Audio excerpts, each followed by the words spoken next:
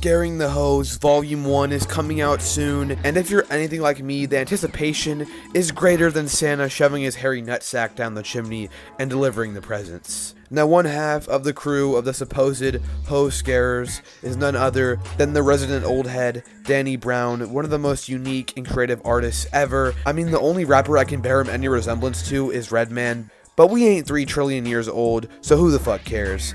Anywho, Danny Brown got a nice little discography that I'm gonna be breezing over. Fucking 2 Asian bitches said they couldn't come, and when I'm hoes for it tastes like hung. I'm not gonna lie, this album art made my dick shrivel into my body. It is that bad.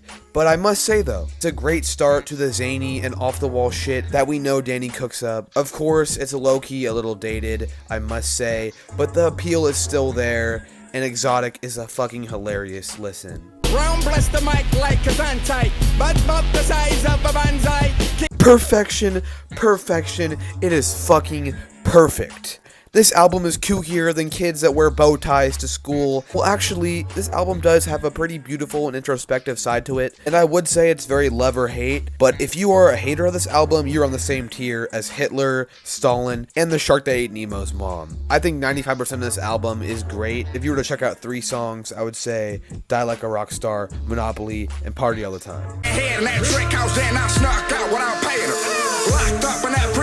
More underrated than Seth Curry, Danny definitely tried to rally in more of us white folks by adding electronic dance music, also known as our native language. It's definitely not as corny as like Skrillex or any of that Rocket League music bullshit. It's pretty subtle, not really for me though, I must say, but the features are fucking insane, and especially that Charlie XCX performance on Float On, that song absolutely fucks. Now, Danny still kept it 100 though on this album. The lyrical themes are still pretty depressing, but fuck man, do I hate me some dubstep. Lonely is a top tier Danny Brown song though, so that's a plus.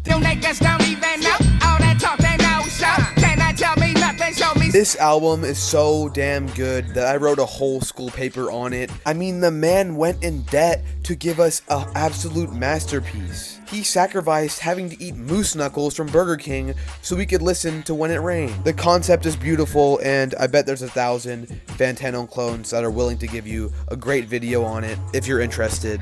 Anyways though, I'm not going to waste your time. Every single song on this album is good, and don't be a pussy, listen to the whole album in full. About to hit him with my best shot like Pat Benatar. One got big tits, one got ass like sense. Danny Brown's latest piece of work, and let's just be honest, following Atrocity Exhibition is like following Kyle Korver in a 3-point contest, and I think AE being as chaotic as it was caused people to downplay this album. Accessibility isn't always a bad thing, you fucking sped. Hell, even the most normal Danny Brown album is still more intricate than like 99.95,000 million billion of the hip-hop game, and it is really cool to see Danny Brown return to his roots, especially given that now his craft is mastered. 3 Tiers goes hard in the paint, so definitely run that, and thank y'all for tuning in. I really appreciate it. It would mean a lot if y'all subscribe. You know, I work pretty hard in these videos, but more importantly, make sure when Scaring the Hoes Volume 1 comes out, you put your phone on D&D and stream that hoe a million times through, because that shit will be the best album of all time. Through the city, I can do too much of looking up. My sister hit me, trying to push me, sound good enough. 150 for the cushions while I put